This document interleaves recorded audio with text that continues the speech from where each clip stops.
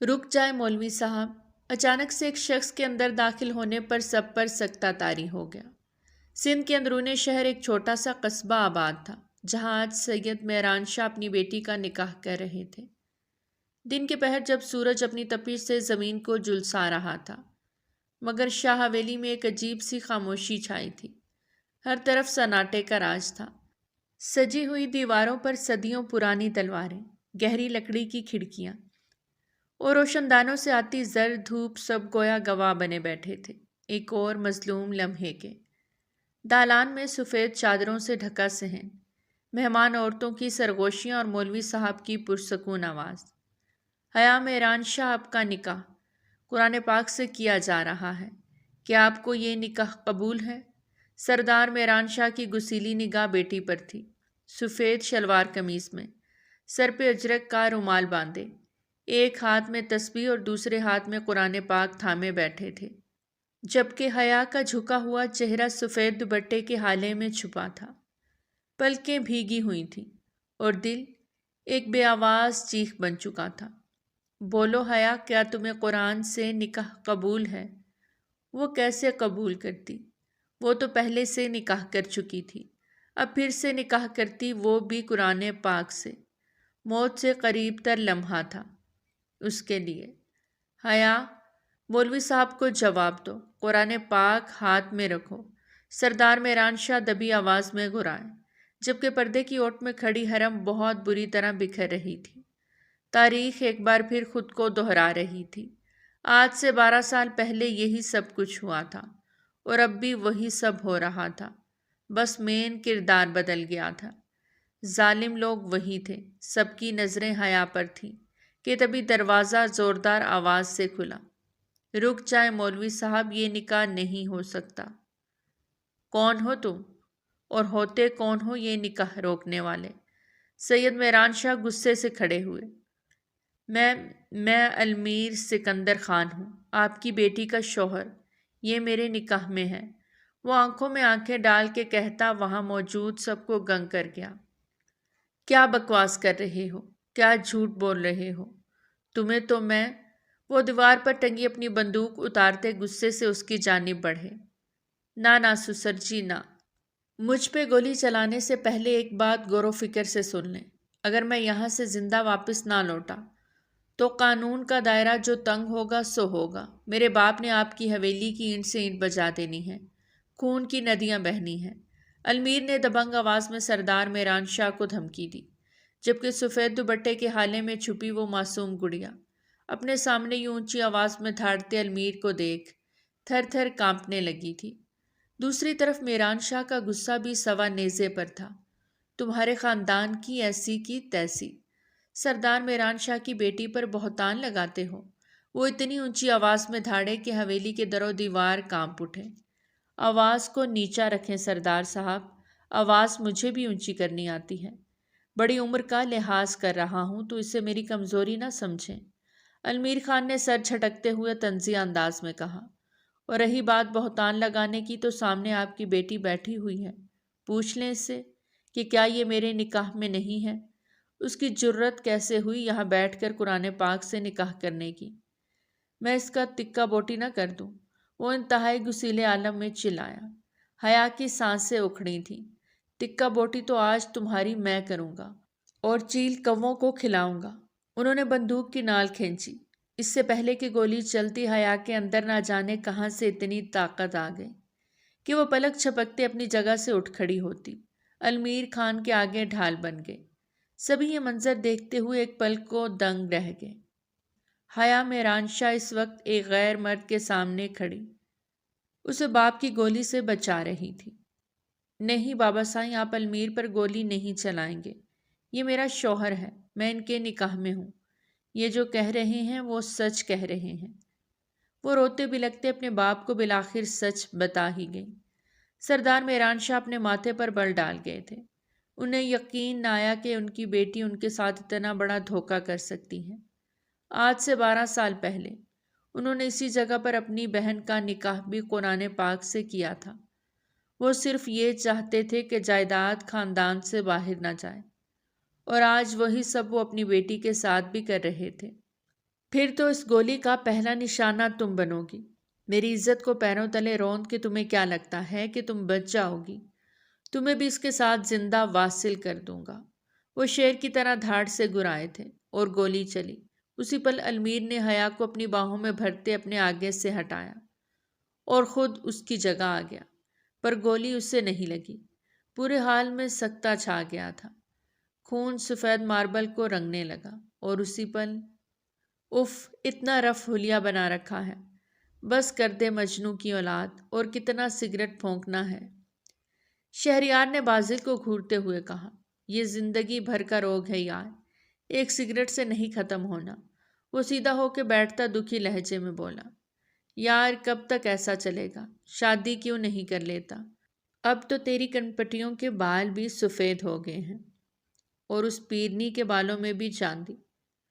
Opus, ایک دم زبان کی تیزی پہ وہ بازل کے گھورنے پہ رکا۔ کتنی بار کہا ہے عزت سے نام لیا کرو۔ سگریٹ کو ایش ٹرے میں مسلتا وہ اسے سخت گھوری سے نواز گیا۔ اوہ پیرنی جی، اب ٹھیک ہے؟ یار چھوڑ دے ان کا پیچھا، زندگی میں آگے بڑھ۔ ابھی بھی جس لڑکی سے کہے گا شادی کروا دوں گا۔ اتنا ہینڈسم ہے تو میری جان۔ شہریار نے 40 سالہ بازل کی باڈی پر ایک نظر ڈالی۔ میں نے اپنی زندگی کے اتنے سال ان کی یاد اور آس میں اس لیے نہیں گزارے کہ کسی اور لڑکی سے شادی کر لوں۔ ویسے بھی امید پہ دنیا قائم ہے، ایک دن انہیں ضرور اس بات کا احساس ہوگا۔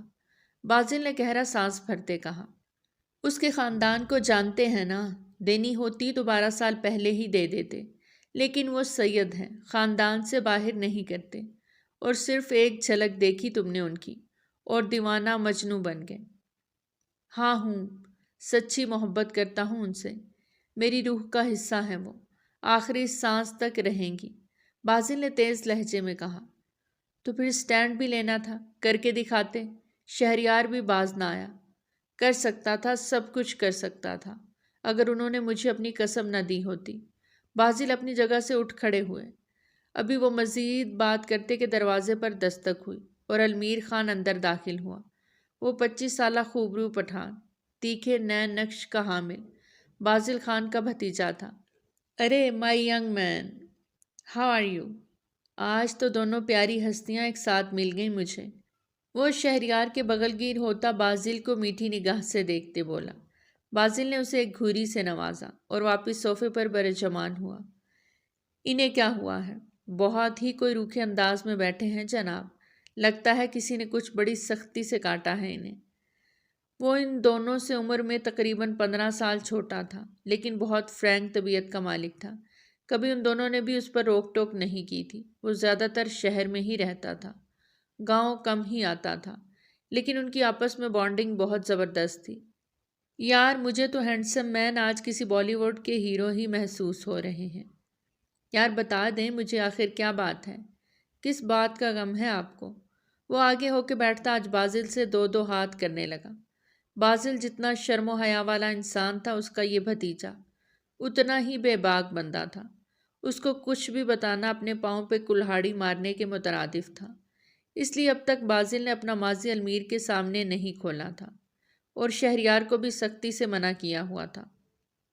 اب بتا بھی دیں، اس غم کا تعلق کس سے ہے؟ کس بات کا غم ہے آپ کو؟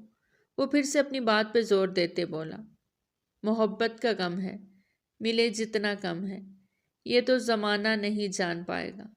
اس کا جو صنم ہے ذرا بے رحم ہے، دے کے درد وہ اسے پھر مسکرائے گا۔ شہریار کی آواز میں گانے کے چند لیرکس سنتے المیر کے کان کھڑے ہوئے۔ مطلب یہ کسی سے پیار کرتے ہیں؟ اوہ شٹ، یہ تو مجھے پتہ ہی نہ لگا۔ Like seriously? وہ ایک دم جھٹکے سے اپنی جگہ سے اٹھ کھڑا ہوا۔ بازل نے کھا جانے والی نظروں سے شہریار کو گھورا۔ وہ مجھے گھر سے کال آ رہی ہے، حورم کی، وہ اپنے بابا کو یاد کر رہی ہے، تو مجھے جانا ہی ہوگا، کل ملتے ہیں۔ شہریار دامن بچا کر نکل گیا۔ مائی ہینڈسم مین، اگر آپ مجھے اس قابل سمجھتے ہیں تو مجھے بتا دیں۔ وہ بازل کے پاس بیٹھتا ان سے بہت مان سے پوچھ رہا تھا۔ ابھی ضرورت نہیں محسوس کر رہا، وقت آنے پر بتا دوں گا۔ وہ اسے ٹالتے اٹھتے باتھ روم کا رخ کر گئے۔ اگر ایسی بات ہے تو میں بھی المیر سکندر خان ہوں۔ پتہ لگا کر ہی دم لوں گا۔ کمرے میں گہری خاموشی تھی، وہ خاموشی جو دیواروں پر بھی سرخ کر رو رہی تھی۔ یہ کمرہ جسے حویلی کی پچھلی سمت ایک الگ گوشے میں بنایا گیا تھا، حرم نور کی دنیا تھا۔ چاروں دیواروں پر سفید چونا جس پر وقت کے داغ بھی اب دعاؤں جیسے لگنے لگے تھے۔ ایک کونے میں لکڑی کی پرانی الماری جس میں نہ زیور تھا نہ خواب، صرف چند عبائیں، دوپٹے اور قرآن کے نسخے تھے۔ درمیان میں ایک مختصر سا بستر سفید چادر سے ڈھکا تھا۔ بستر کے سرہانے ایک چھوٹی میز جس پر غلاف میں لپٹا ہوا قرآن پاک رکھا تھا، تسبیح رکھی تھی جس کے دانے گنتے گنتے کئی آنکھیں تھک چکی تھیں۔ کھڑکی کافی چھوٹی تھی، اس پر جالی لگی ہوئی تھی، سورج کی روشنی اندر آتی دکھائی دے رہی تھی۔ یوں محسوس ہوتا جیسے کسی قیدی کی طرح باریک دھاریوں میں بکھرتی زندگی ہو۔ کمرے کے ایک طرف قالین بچھا تھا جہاں اس وقت حرم نور قرآن پاک اٹھاتے بہت ادب سے بیٹھ کر قرآن پاک کو کھولتی تلاوت کرنے لگی۔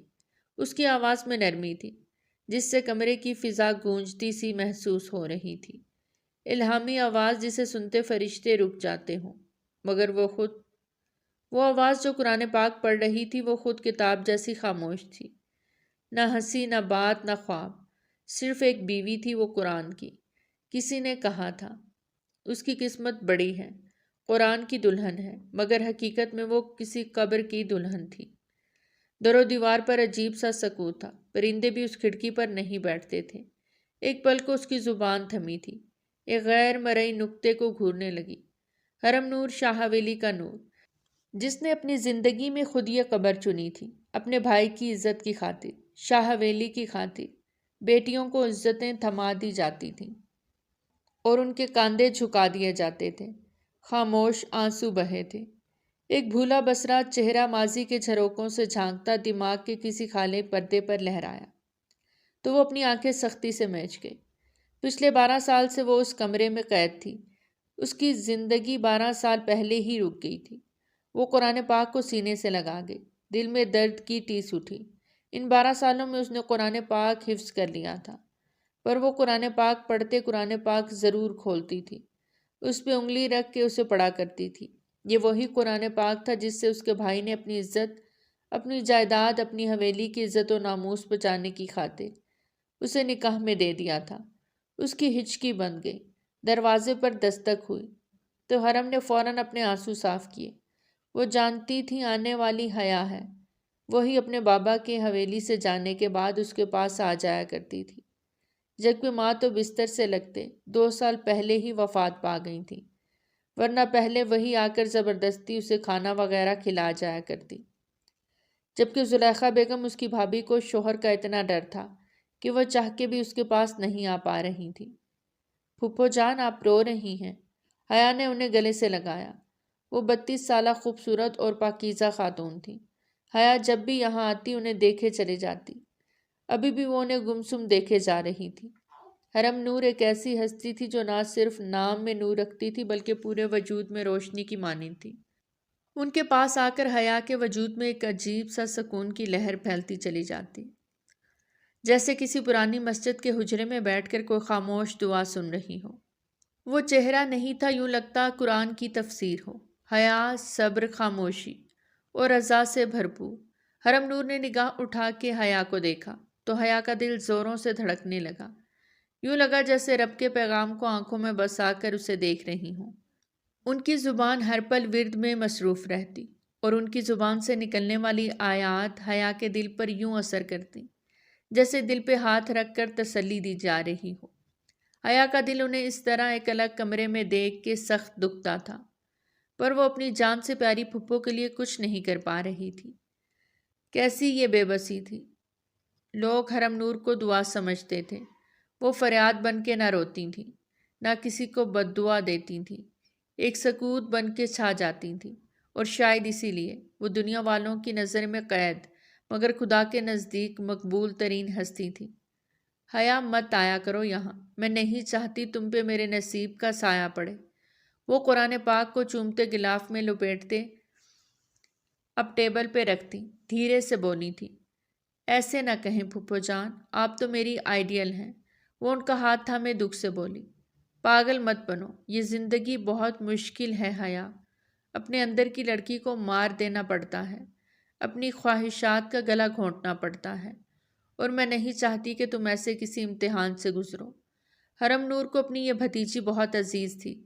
وہ اس کی آنکھ میں ایک آنسو نہیں دیکھ سکتی تھی، لیکن وہ ڈرتی تھی کہ آنے والے وقت میں ان کی بھتیجی کے ساتھ بھی وہی سب کچھ نہ ہو جو آج سے 12 سال پہلے ان کے ساتھ ہوا تھا۔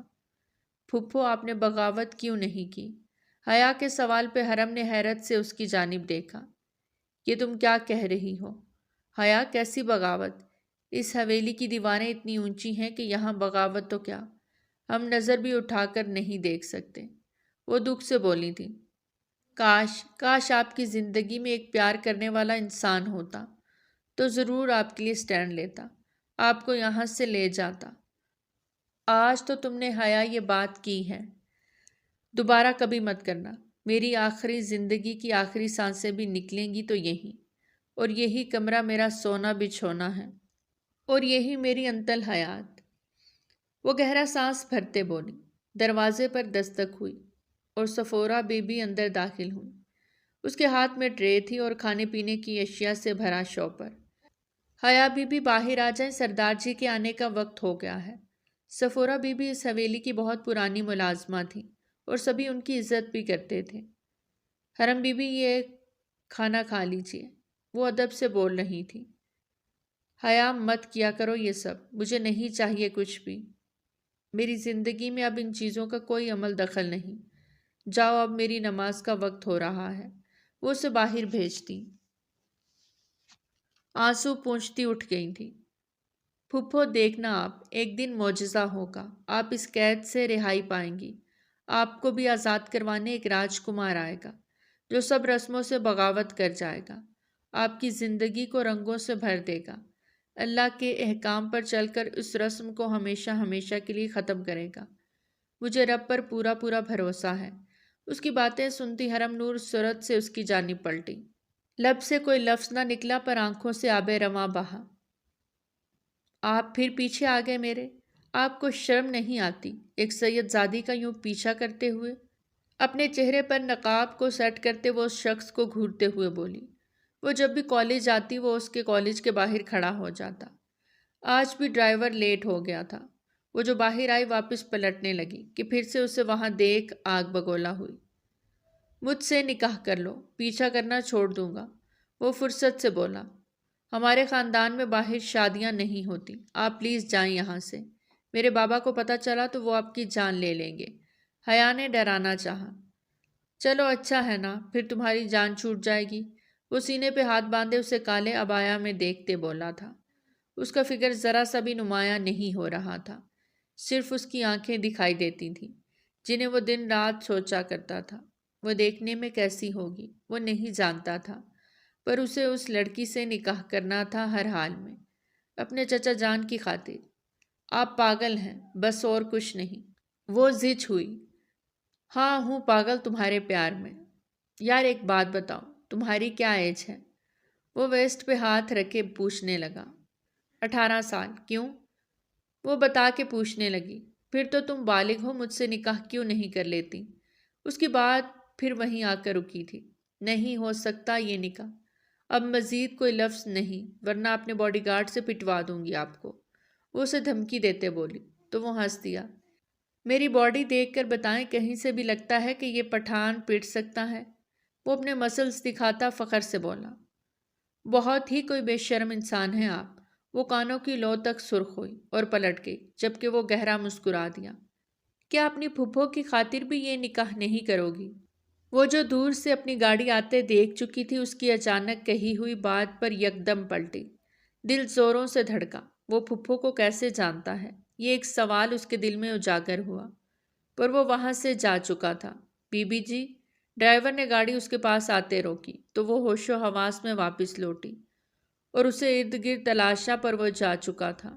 فوراً سے گاڑی میں بیٹھی تو گاڑی آگے بڑھ گئی۔ یا اللہ، یہ سب کیا تھا؟ اس نے پھپھو کا ہی بولا تھا۔ میری پھپھو سے اس کا کیا تعلق؟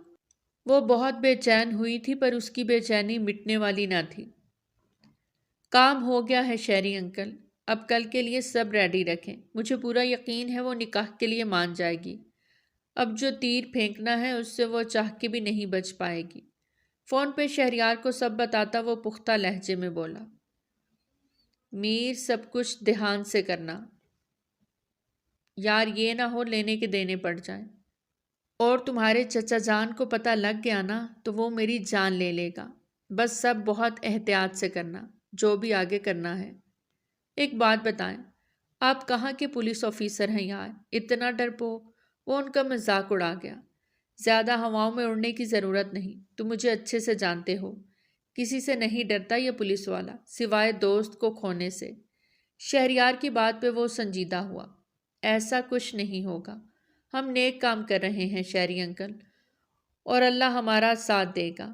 ہم ایک ایسی رسم کو ختم کرنے جا رہے ہیں جو لڑکیوں کے لیے اس معاشرے میں جینے کی وجہ چھین لیتی ہے۔ بھروسہ رکھیں اللہ پر، سب اچھا ہی ہوگا۔ المیر اسے تسلی دینے لگا۔ کون سی بات ہے جو آپ بازل بھائی سے چھپا رہے ہیں؟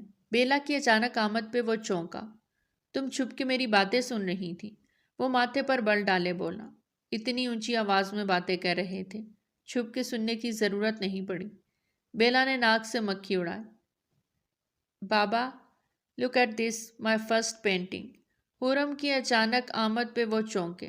واو زبردست، میرے بچے نے بنائی ہے۔ 9 سالہ خرم کا چہرہ یکدم کھل اٹھا تھا۔ اس کا کھلا چہرہ دیکھ بیلا کے دل میں بھی سکون سا اترا۔ کل سے وہ اداس تھی اپنے بابا کے لیے، لیکن آج اپنے بابا سے لاڈ اٹھوا کے اسے سکون سا آ گیا۔ لو یو بابا۔ وہ باپ بیٹی ٹریٹ کی کوئی ڈیل کرتے ہائی فائی دے رہے تھے۔ خرم مسکراتی ہوئی اپنے کمرے کی طرف بھاگی۔ شیری، خرم سے ایسا کوئی وعدہ نہ کیا کریں جو پورا نہ کر سکیں۔ کیا مطلب؟ کھل کے بولو۔ اسے کلائی سے تھامے ایک دم اپنے چوڑے سینے میں بھینچ گیا۔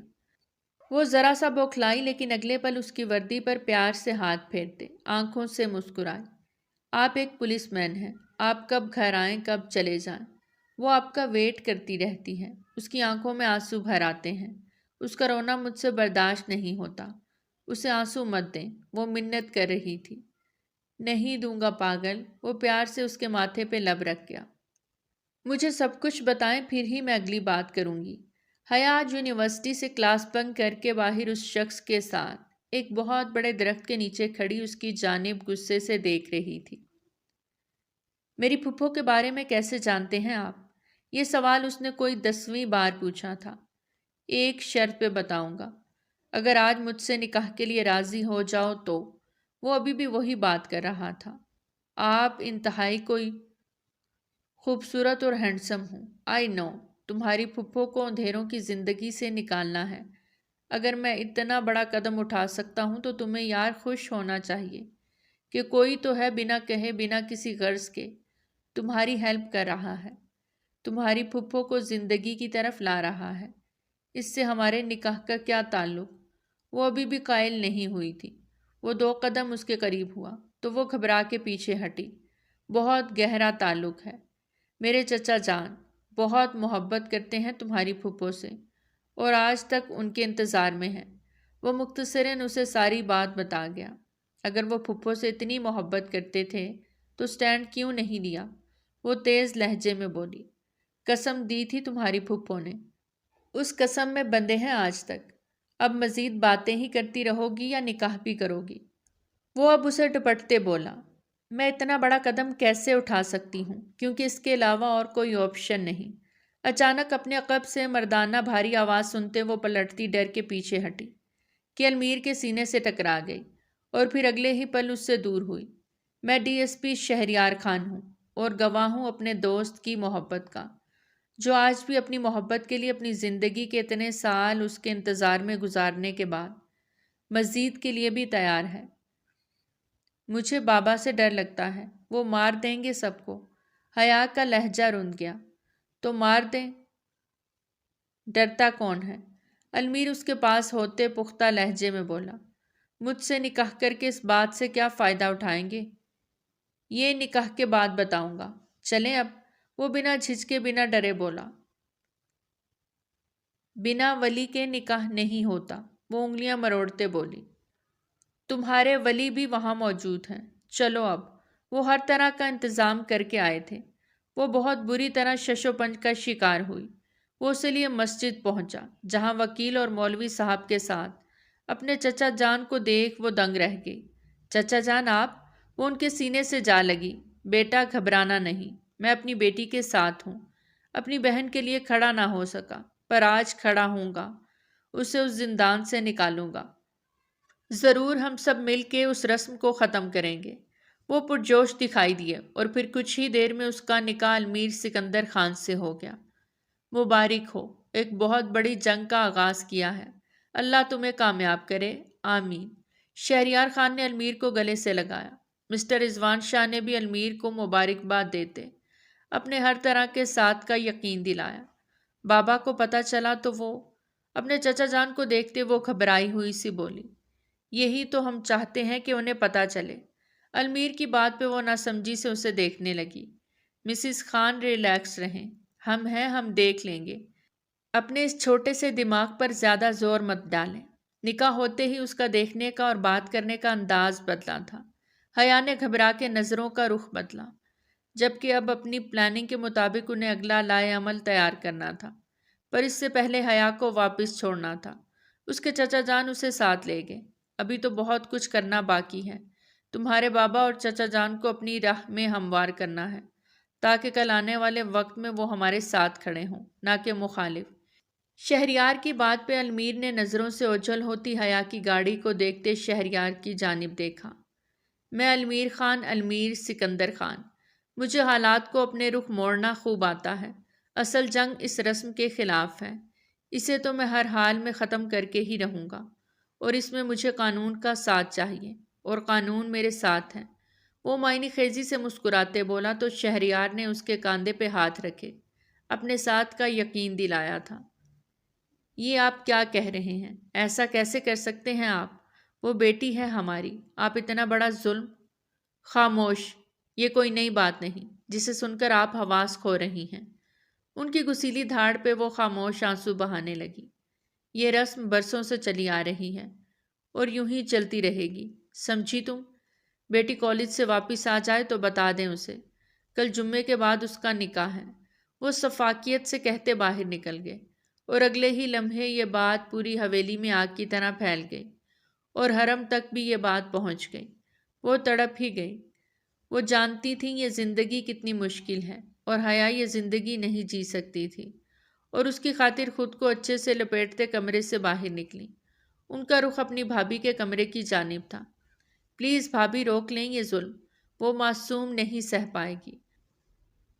آج اتنے عرصے بعد وہ اپنی اس معصوم پیاری نند کو دیکھ رہی تھی۔ آگے بڑھ کر اسے اپنے گلے سے لگایا اور پھوٹ پھوٹ کے رو دی۔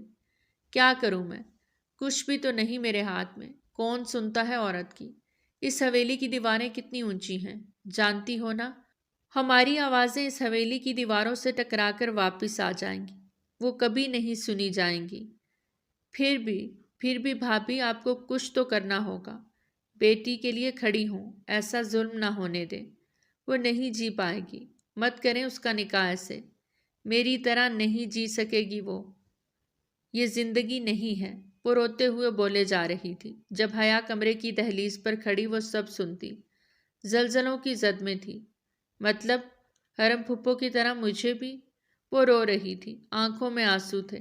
امی، اس کو اپنی آواز کھائی سے آتی سنائی دی۔ وہ دونوں اس کی جانب مڑی۔ زلیخا بی بی نے اسے اپنے گلے سے لگایا۔ بچے رونا مت، ماں ہے نا؟ وہ بے بسی سے بولی۔ حیا، حرم نے اسے پکارا پر وہ سن ہی نہیں رہی تھی۔ جب سے ہوش سنبھالا تھا اپنی پھپھو کو ایک کمرے میں قید پایا تھا۔ ان کو ہمیشہ ایک رنگ میں دیکھا تھا، سفید رنگ۔ وہ سن ہو کے رہ گئی تھی۔ حرم اور زلیخا اسے یوں گمسم دیکھ رو رہی تھی، جبکہ رضوان شاہ کو بھی اس بات کا علم ہو گیا، جبکہ وہ یہ بات پہلے سے جانتے تھے۔ اسی لیے انہوں نے آج ہی المیر خان کے نکاح کی آفر کو فوراً قبول کیا تھا۔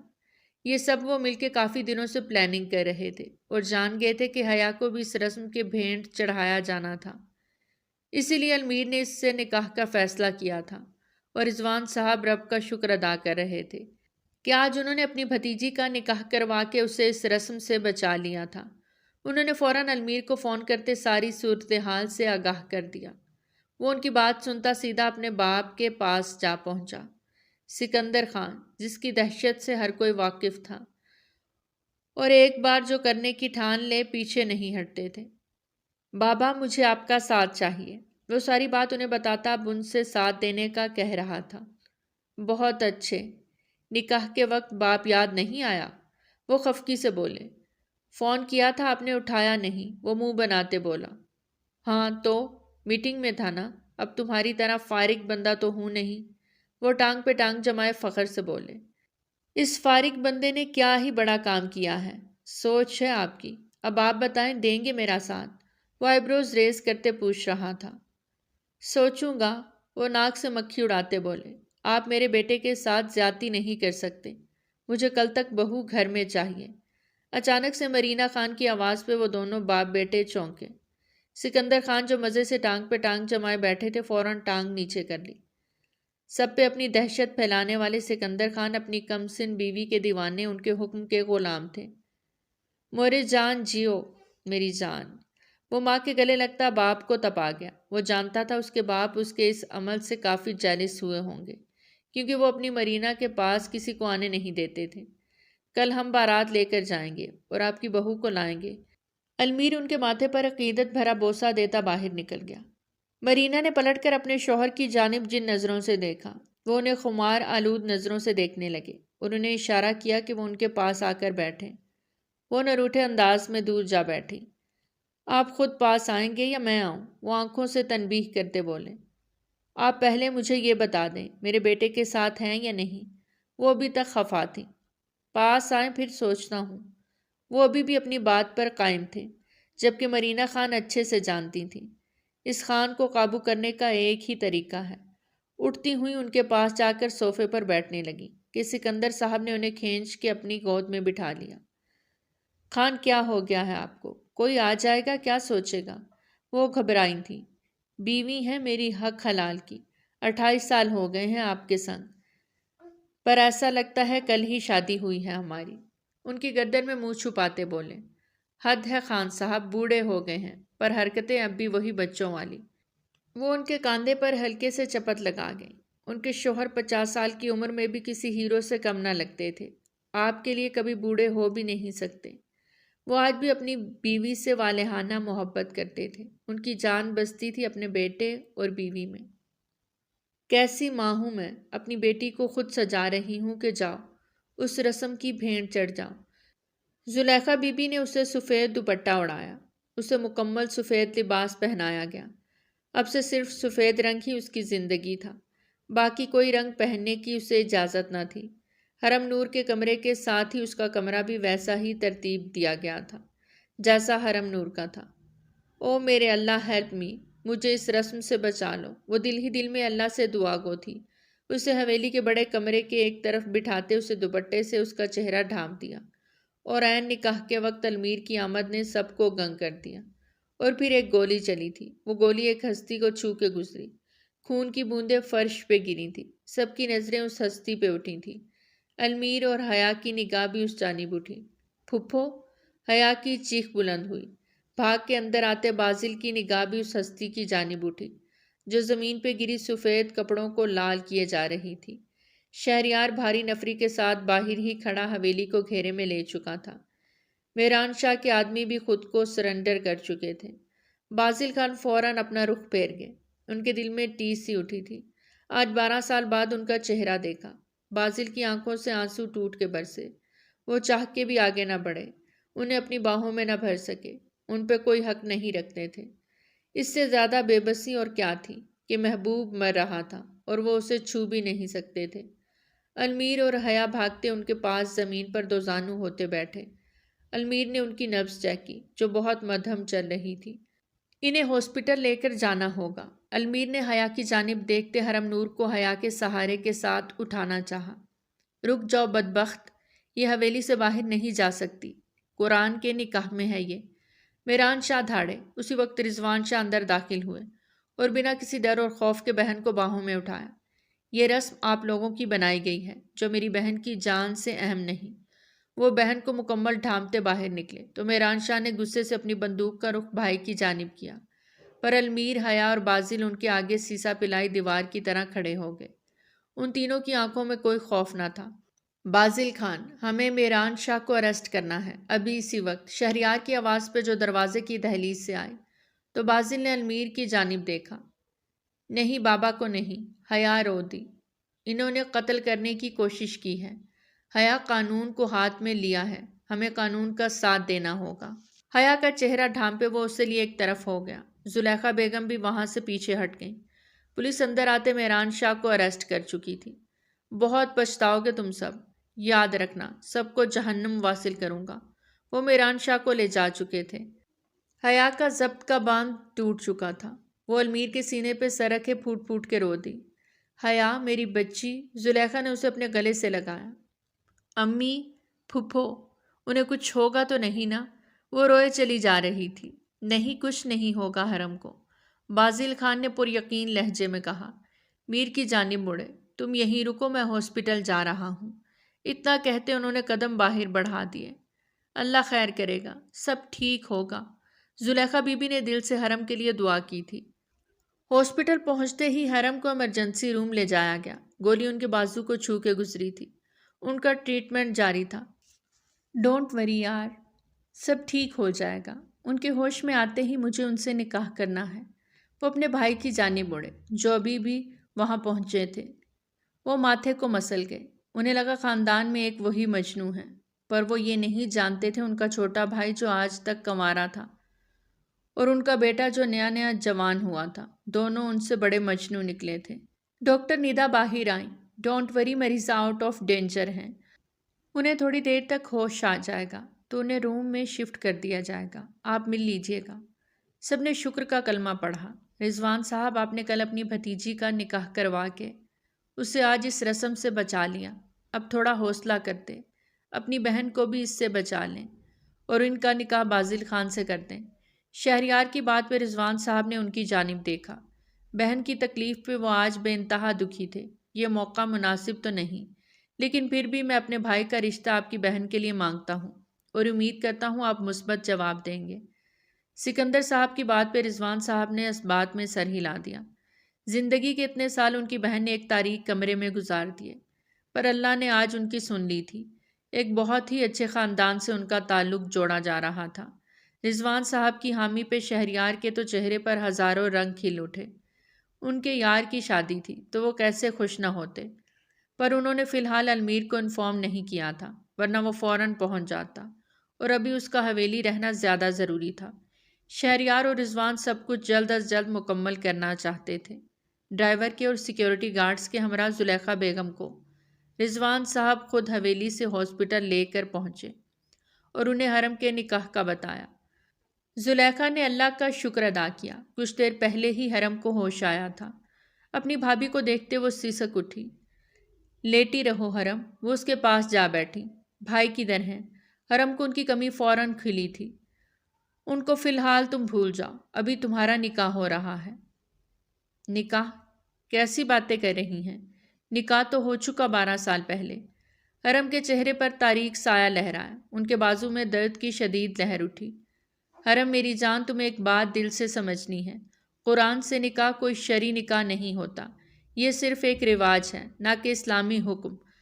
حرم کی آنکھیں لرزیں، لیکن لب خاموش رہے۔ قرآن مجید اللہ کی مقدس کتاب ہے، یہ کتاب شوہر نہیں ہدایت ہے۔ اللہ تعالیٰ نے قرآن میں فرمایا،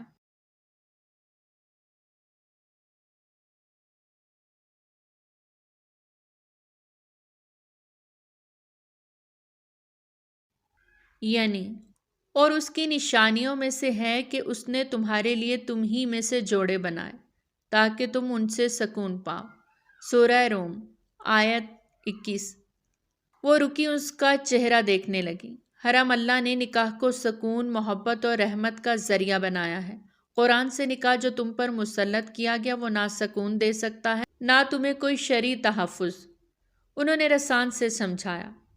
پر بھابھی، میں نے تو قبول کر لیا تھا۔ حرم کی آواز بھیگی تھی۔ زلیخا نے اس کے ہاتھ تھام لیے۔ حرم، اسلام میں جبر سے نکاح جائز نہیں۔ رسول اللہ صلی اللہ علیہ وآلہ وسلم نے فرمایا، بیوہ عورت کا نکاح اس کی اجازت کے بغیر نہ کیا جائے۔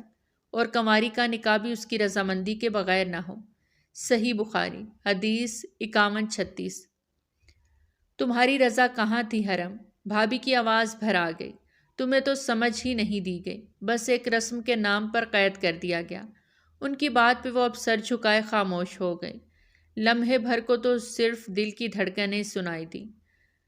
پر اب بس، مزید یہ ظلم نہیں ہوگا، یہ گناہ نہیں ہوگا۔ اب تمہارا حقیقی نکاح ہوگا بازل سے، ایک جیتے جاگتے انسان سے جو تمہیں دل سے قبول کرے گا۔ اور اللہ کے نبی صلی اللہ علیہ وآلہ وسلم نے فرمایا، نکاح میری سنت ہے اور جو اس سے منہ موڑے وہ میرے طریقے پر نہیں۔ ابن ماجہ حدیث 1846۔ بھابھی مجھے گناہ نہیں ہوگا، کیا اللہ ناراض نہیں ہوگا اگر میں کسی اور سے؟ حرم کی آواز لرز گئی۔ نہیں حرم، اللہ ناراض تب ہوتا جب ہم اس کے احکام چھوڑ کر دنیا کے بنائے ہوئے جھوٹے بندھنوں میں قید ہو جائیں۔ تم اب اللہ کے حکم کے مطابق زندگی کا آغاز کرو گی، محبت، عزت اور حلال رشتے کے ساتھ۔ زلیخا نے حرم کے آنسو صاف کیے۔ اب یہ نکاح تمہاری قید نہیں، تمہاری رہائی ہوگا انشاءاللہ۔ وہ اس کے لیے دل سے دعا گو تھیں اور اسے سہارا دے کر بٹھاتی اسے بڑی سی شال اڑا گئیں۔ کچھ ہی دیر میں رضوان صاحب مولوی صاحب کے ہمراہ اندر داخل ہوئے۔ حرم ارمان شاہ بنت ارمان شاہ آپ کو نکاح بازل علی خان ولد محمد علی خان سے 1 کروڑ سکہ راج الوقت طے پایا ہے کہ آپ کو یہ نکاح قبول ہے؟ مولوی صاحب کے الفاظ پہ حرم کا دل بری طرح دھڑکا، آنکھیں فوراً موند لیں۔ زلیخا بھابھی نے اس کے کاندھے پہ ہاتھ رکھ کے دباؤ بڑھایا تو وہ دھیمی آواز میں قبول ہے کہہ گئی۔ مبارک ہو۔ رضوان صاحب نے اس کے سر پہ دست شفقت رکھا اور باہر نکل گئے۔ بہت بہت مبارک ہو میری جان، اللہ تمہارے نصیب اچھے کرے۔ زلیخا ان کے ماتھے پر بوسہ دیتے رو دیں۔ بھائی کو پتہ چلا تو وہ ناراض ہوں گے۔ حرم، انسانوں کی ناراضگی کو چھوڑ دو، اللہ کی رضا اور ناراضگی کی فکر کرو۔ آج اللہ خوش ہوگا۔ وہ گناہ جو ہم سے 12 سال پہلے سرزد ہوا، آج اس کا ازالہ ہو رہا ہے۔ اللہ ہمیں ہدایت کی توفیق دے۔ حق اور سچ کے لیے لڑنا پڑے لڑو، مرنا پڑے مر جاؤ۔ آج زلیخا بی بی کی باتیں سنتی حرم کے اندر جیسے اللہ نے نئی روح پھونک دی۔ وہ صحیح کہہ رہی تھی۔ واقعی جنگ وہ نہیں جو صرف بارڈروں پر ہی لڑی جاتی ہے، ایک جنگ یہ بھی تھی جو فرسودہ رسومات کے لیے لڑی جاتی ہے، اور بنا ڈرے آگے بڑھ کے ڈٹ کے لڑنا ہی مضبوط ایمان کی نشانی ہے۔ اور وہ اب مضبوط بنے گی اور ان جیسی رسموں کے خلاف آواز اٹھائے گی۔ گہرا سانس بھرتی وہ آنکھیں موند گئی۔ تبھی بازل خان روم میں داخل ہوا تو حرم اپنا چہرہ ڈھانپنے لگی، پر پھر ہاتھ تھم گئے۔ وہ شخص اب نامحرم تو نہ تھا جس سے وہ پردہ کرتی۔ اللہ کو حاضر ناظر جان کے حرم نے بازل کو اپنا مجازی خدا بنایا تھا، اس سے مضبوط تعلق جوڑا تھا۔ نکاح مبارک ہو۔ وہ ان کے پاس بیٹھتے دھیرے سے بولے۔ حرم کا سر جھکا تھا، جو بازل خان کو بالکل اچھا نہ لگا، اور ان کی ٹھوڑی کے نیچے ہاتھ رکھتے ان کا چہرہ اوپر کیا۔ مجھے میری حرم خان کا چہرہ جھکا نہیں چاہیے، ہمیشہ سر اٹھا کے بات کرنے والی ہی میری حرم خان ہے، وہ مضبوط لہجے میں بولے۔ آج وہ ان کے نکاح میں آ چکی تھیں، وہ سید زادی کو اپنا بنا چکے تھے، دل ہی دل میں اللہ کا شکر گزار ہوتے۔ وہ آگے ہوتے ان کے ماتھے پر عقیدت بھرا بوسہ رکھ کے اس لمس کو حرم نے اپنی روح میں اترتا محسوس کیا۔ پلیز لے چلیں نا پھپھو کے پاس۔ امی چلی گئیں، مجھے کیوں نہیں لے کر گئیں؟ وہ مسلسل المیر کا دماغ کھا رہی تھی۔ اس کے پاس صوفے پر برجمان ہوتے وہ آنسو ضبط کرتے بولی، جبکہ اب اس نے چہرہ بھی نہیں ڈھانپا تھا، اور اس کا من موہنا چہرہ دیکھتے المیر کو اس سے محبت سی ہونے لگی۔ وہ یکٹک اسے دیکھے جا رہا تھا۔ میں آپ سے بات کر رہی ہوں مسٹر المیر خان، مجھے پھپھو کے پاس جانا ہے، وہ اپنی بات پہ زور دیتے بولی۔ کیا کرو گی وہاں جا کر؟ وہ صوفے کی ایک طرف اپنا بازو ٹکائے سر کے نیچے ہتھیلی رکھے بہت فرصت اور سکون سے اسے دیکھ رہا تھا۔ کیا مطلب؟ مجھے جانا ہے، مجھے پھپھو کو دیکھنا ہے۔ پہلے مجھے تو دیکھ لو، پھر انہیں بھی دیکھ لینا۔ وہ اسے کھینچ کے اپنی گود میں بٹھا گیا۔ کیا کر رہے ہیں میر، چھوڑیں مجھے۔ وہ ایک دم پینک ہوتی اسے برے طریقے سے گھائل کر گئی کہ میر نے اسے جھٹکے سے پرے کیا۔ وہ صوفے پر جا گری۔ میر غصہ ضبط کرتے اٹھا اور اپنے سینے پر اس کے دیے زخم دیکھنے لگا جو اس نے 1 منٹ میں اس پر برسائے تھے۔ اپنی شرٹ کو کھولتا وہ شخص دیکھتا اب لب بھینچ گیا۔ آئی ایم سوری، وہ مجھ سے غلطی سے۔ حیا کو سمجھ نہ آئی وہ ایک دم کیسے اسے اس قدر شدید زخمی کر گئی۔ اسے چھونا چاہا کہ میر نے اس کا ہاتھ پرے جھٹک دیا۔ اس کے چہرے پر شدید غصہ تھا۔ واپس اپنی شرٹ کے بٹن بند کرتا وہ اسے ایک سخت نگاہ سے نوازتا کمرے کے دروازے کی جانب بڑھا۔ میر رکیں، وہ اس کے پیچھے لپکتی اس کی کلائی تھام گئی۔ میر کی سانسیں گہری ہوئیں۔ پلیز معاف کر دیں، آپ بھی مجھے دے دیں ایسے زخم، لیکن میں نے یہ سب کیا تو برداشت نہیں کر پاؤ گی۔ وہ اسے بالوں سے جکڑے نرم گرفت جمائے اس کا چہرہ اپنے مقابل کر گیا۔ اس وقت اس کی آنکھوں میں خون اترا تھا۔ اس نے اس لڑکی کا اس قدر ساتھ دیا، سب سے لڑ گیا، اور یہ لڑکی اس کو ہی زخمی کر گئی۔ کیا وہ اتنا بے اعتبار تھا اس کے لیے؟ کیسے برداشت کرتا؟ ناراض نہ ہو پلیز، وہ آنکھوں میں آنسو لیے منمنائی۔ اسے اپنی غلطی کا احساس تھا، اسی لیے معافی مانگ رہی تھی، ورنہ حیا اور معافی۔ تمہیں ہاسپٹل جانا ہے، اپنی پھپھو سے ملنا ہے۔ ٹھیک ہے، عبایا پہن کر آؤ، چھوڑ دیتا ہوں۔ وہ ایک دم اجنبی سا ہو گیا۔ نہیں جانا، وہ ہذیانی انداز میں اس کا کالر تھام گئی۔ اب تم پھر حد سے بڑھ رہی ہو، ضروری نہیں ہر بار لحاظ کروں۔ وہ خان تھا، کہاں برداشت کرتا کہ کوئی اس کے کالر کو چھوتا، پر وہ بھول گیا تھا مقابل بھی ایک سید زادی تھی، اس کی طرح جنونی۔ نہ کریں لحاظ، آپ نے مجھے نکاح میں لیا ہے، بھلے ہی لو میرج نہیں، پر اب بیوی ہوں آپ کی، اور آپ مجھے اس طرح ٹریٹ نہیں کر سکتے۔ وہ ایک ایک لفظ پہ زور دیتے اس کی آنکھوں میں جھانکتے بولی، کالر چھوڑو حیا۔ وہ اس کی بات کو نظر انداز کرتے دانت پہ دانت جمائے بولا، نہیں چھوڑوں گی جب تک معاف نہیں کرتے۔ وہ بھی ضدی ثابت ہوئی تھی۔ حیا، اس نے آنکھوں سے اسے تنبیہ کی تو وہ اپنے پنجوں پہ اوپر ہوتے اس کے چہرے کے قریب تر ہوتے، اس کے رخسار پہ لب رکھتے اپنے دیے گئے زخم پہ مرہم رکھنے کی کوشش کرنے لگی۔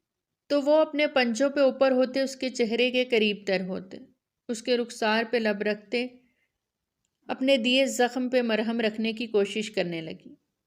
اس کی اس جسارت پہ المیر تو دنگ ہی رہ گیا۔ اس نے چھوٹی سی جسارت کرتے اس کا غصہ کم کرنے کی کوشش کی تھی، اور وہ تو کسی حد تک کیا، اس کا غصہ واقعی ٹھنڈا کر گئی تھی۔ اگلے ہی پل وہ پیچھے ہٹی، لیکن اس کی یہ کوشش میر نے اس بار ناکام بنا دی، اور اس کے بالوں میں ہاتھ ڈالے شدت سے اس پہ جھکتے اپنی گرفت میں لیتے اس کے 14 طبق روشن کر گیا۔ اس وقت حویلی میں کوئی نہیں تھا سوائے ملازموں کے، اور انہیں بنا اجازت کمروں میں آنے کی اجازت بالکل نہ تھی۔ اپنے اندر کی جنونی کیفیت کو سکون دیتا وہ ذرا سا پیچھے ہوتے اس کے ماتھے کے ساتھ ماتھا ٹکا گیا۔ دونوں کی نظریں ایک دوسرے میں گڑی تھیں، دونوں کی سانسیں پھولی تھیں۔ اپنے محرم کو قریب محسوس کرتے دل میں انگنت جذبات جاگے تھے۔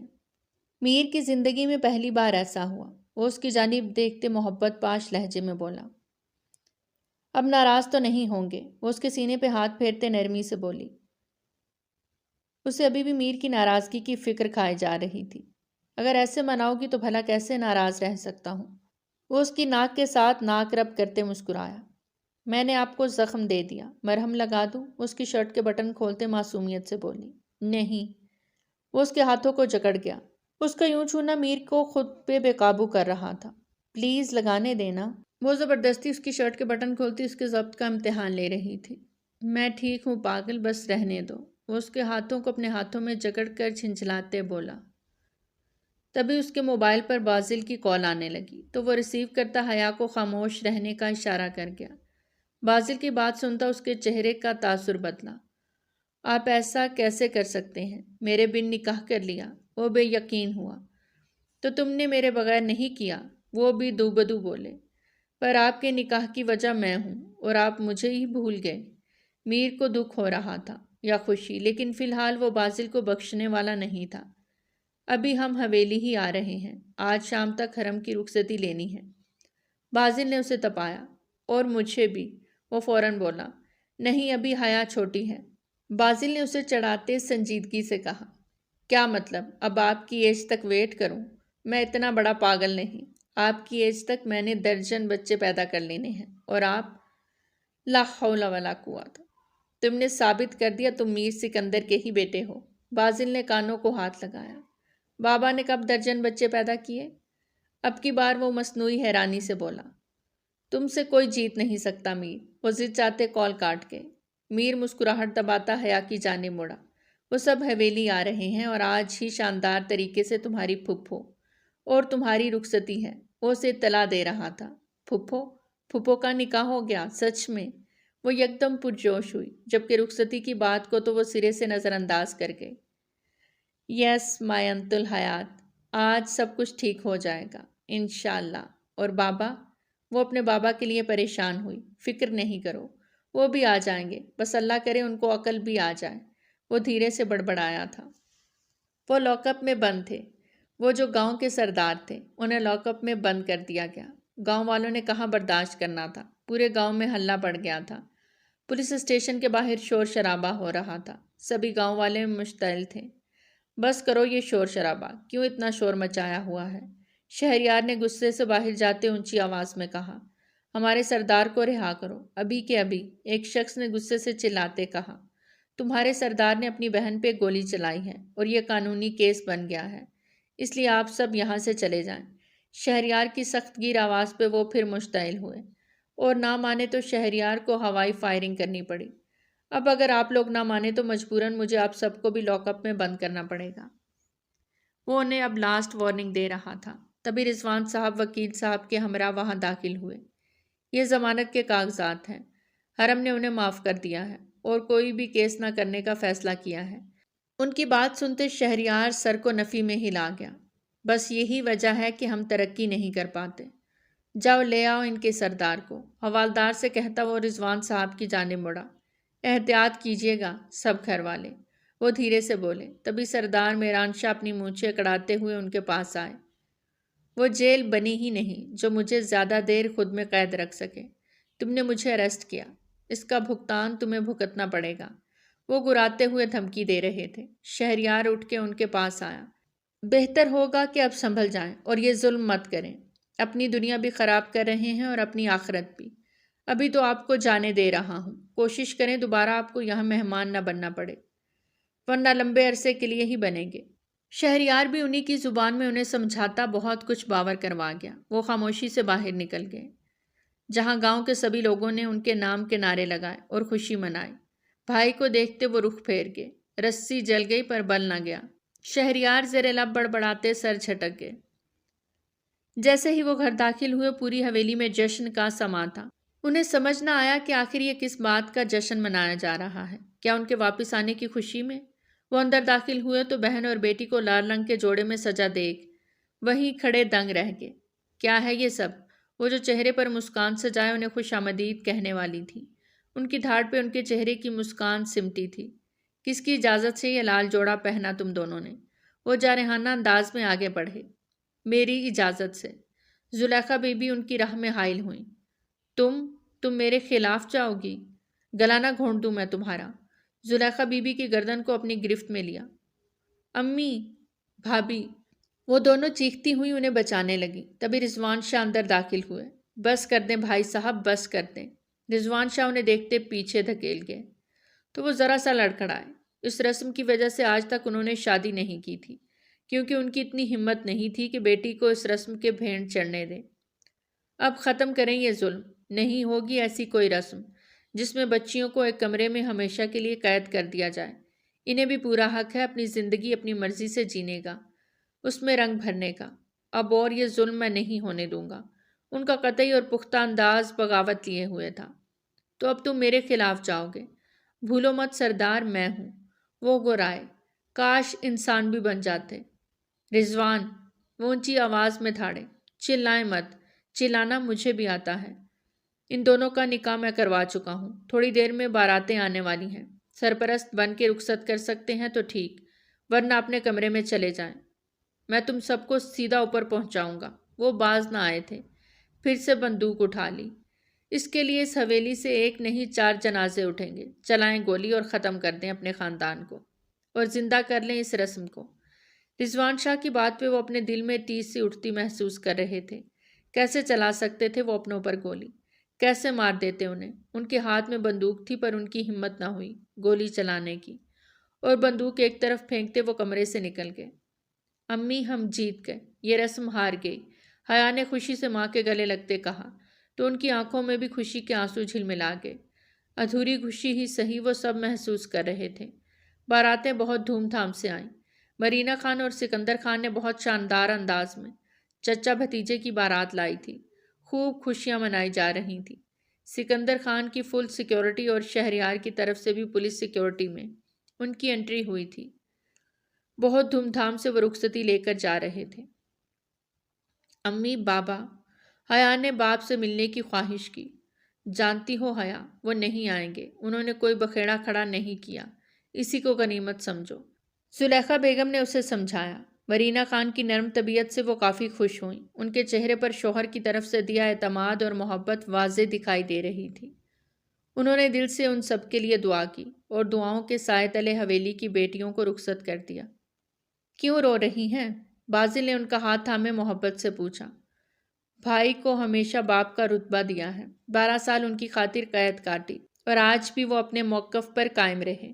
وہ بولے جا رہی تھی جبکہ بازل کا دھیان ان کے بازو پر تھا جہاں ابھی بھی بینڈیج تھے۔ کاش وہ اپنی رضامندی بھی دے دیتے۔ آنسو پونچھتے وہ دھیرے سے بولیں، آپ کیوں چپ ہیں؟ وہ حیرانی سے انہیں دیکھتے بولیں، درد تو نہیں؟ وہ خوبصورت دل رکھنے والا بازل خان اللہ نے انہیں تحفے میں دیا تھا۔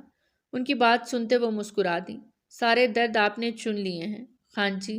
وہ بازل کے چہرے کو نرمی سے چھوتے بولیں، آپ ریسٹ کریں، آپ کی طبیعت ابھی اچھے سے سنبھلی نہیں۔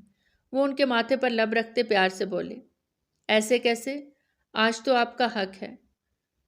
شش، جہاں 12 سال انتظار کر سکتا ہوں وہاں کچھ دن اور بھی کر لوں گا، مگر آپ کو مکمل ٹھیک ہونا پڑے گا ہماری محبت کی خاطر۔ وہ ان کا سر تکیے پہ رکھتے ان کے رخسار پہ جسارت کرتے پیچھے ہٹے، لیکن حرم ایک ہی ہاتھ سے ان کے کالر کو دبوچ گئی۔ قریب آئیں، دور مت جائیں۔ کتنی طلب تھی ان کے لہجے میں۔ وہ لائٹس آف کرتے وہیں ان کے پاس ٹک گئے۔ آپ کے پاس ہوں ہمیشہ، اتنی دعاؤں اور مشکلوں سے ملی ہیں، اپنی پلکوں پر بٹھا کے رکھوں گا۔ وہ ان کی پیشانی پہ لب رکھتے بہت محبت سے بولے تھے۔ ان کے دیے گئے لمس پہ وہ آنکھیں میچتی گہرے سانس بھر گئیں۔ وہ یہی تو سمجھی تھی کہ اب وہ کبھی بھی ایک محرم مرد کے لمس کو نہ پا سکیں گی، پر اللہ نے ان کے عمل کی، ان کے صبر کی، انہیں خوب بہترین جزا دی تھی۔ وہ دل ہی دل میں رب کی شکر گزار ہوئیں۔ المیر جیسے ہی روم میں داخل ہوا لائٹس آف کر دیں۔ میر، وہ جو گھونگھٹ نکالے بیٹھی تھی گھبرا کے بستر سے اٹھی۔ میر، وہ اسے پکارتی سیدھی اس کے سینے سے جا لگی۔ کیا ہوا میری حیات کو؟ اتنی ڈرپوک۔ وہ اس کو اپنے سینے سے لگائے اس کی نازکی کو محسوس کرتے گمبھیر لہجے میں بولا، جبکہ آنکھوں میں شرارت بھی تھی۔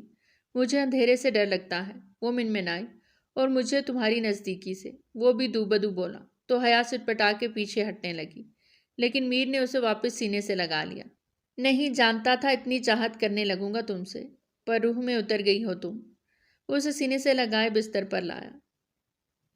اب تو مجھے آپ سے بھی ڈر لگ رہا ہے، وہ اپنے آپ میں سمٹی۔ وہ ریموٹ سے فیری لائٹس آن کر گیا۔ واؤ، کتنی پیاری ہیں۔ اس کا دمکتا چہرہ دیکھتے میر کے جذبات جاگ اٹھے۔ اپنی شیروانی اتارتا وہ ایک طرف رکھتا اس کی کمر میں ہاتھ ڈالے اسے قریب کر گیا۔ وہ دل تھامے اسے دیکھنے لگی۔ آج نہیں کرتی زخمی۔ وہ اس کی کمر پہ اپنی گرفت مضبوط کرتے اس کی ٹھوڑی پہ لب رکھتے وہاں دانتوں سے کاٹ گیا۔ وہ سسکی تھی۔ آپ کیا ویمپائر ہیں؟ مجھے کھا رہے ہیں؟ وہ بچوں کی طرح بولی تھی۔ آج واقعی تمہیں کھانے کا ارادہ ہے؟ وہ پورے استحقاق سے اسے چھوتا، اپنے لمس سے معتبر کر گیا۔ پینک مت ہونا، وہ آنکھ ونک کرتے بولا اور اسے خود سے قریب تر کر گیا۔ دونوں نے اس رشتے کو دل سے اپنایا تھا جو حرم اور بازل کی مرہون منت تھا۔ کمرے میں گھپ اندھیرا کیے وہ بیٹھے تھے، گزرے لمحات کا احتساب کر رہے تھے۔ شاہ جی، اچانک زلیخا کی پکار پہ وہ چونکے۔ وہ ان کے آگے گھٹنوں کے بل بیٹھتی آنسوؤں سے تر چہرہ کیے ہوئے تھی۔ پلیز اندھیروں سے نکل آئیں ایک بار، صرف ایک بار اللہ اور اس کے رسول کو حاضر ناظر جان کر اپنے اعمال کا سوچیں۔ یقین جانے آج ہی پہلی بار نیکی نصیب میں آئی ہے۔ بچیوں کے اسلام میں بڑے حقوق ہیں، ان سے روگردانی کی سزا دنیا میں جھیلنی ہے اور آخرت میں بھی۔ وہ انہیں بولے جا رہی تھی جبکہ ان کی نگاہ زلیخا کی گردن پر تھی۔ آج پہلی بار وہ ان سے اس طرح رویہ اختیار کرتے، انہیں تکلیف پہنچا گئے تھے۔ کیا ابھی بھی درد ہے؟ وہ ان کی گردن کو چھوتے نرم لہجے میں پوچھ رہے تھے۔ ان کے سوال پہ وہ سسکیوں سے روتے ہوئے مسکرائی تھیں۔ اللہ نے ان کے شوہر کو ہدایت کی روشنی سے منور کر دیا تھا۔ وہ آنکھیں میچے اللہ کی شکر گزار ہوئیں۔ ایسی رسمیں پہلے وقتوں میں ہوا کرتی تھیں۔ کوشش کی ہے ناول کے ذریعے اچھے اور پازیٹیو پوائنٹس کو سامنے لایا جائے۔ اللہ ہمیں ہمیشہ دوسروں کی ہدایت کا ذریعہ بنائے، آمین۔ بھارتی جارحیت کا پاکستانی آرمی نے منہ توڑ جواب دے کر ہمارے سر فخر سے بلند کر دیے۔ الحمدللہ، ہم پاکستانی ہیں اور ہمیں اپنا دفاع کرنا خوب آتا ہے۔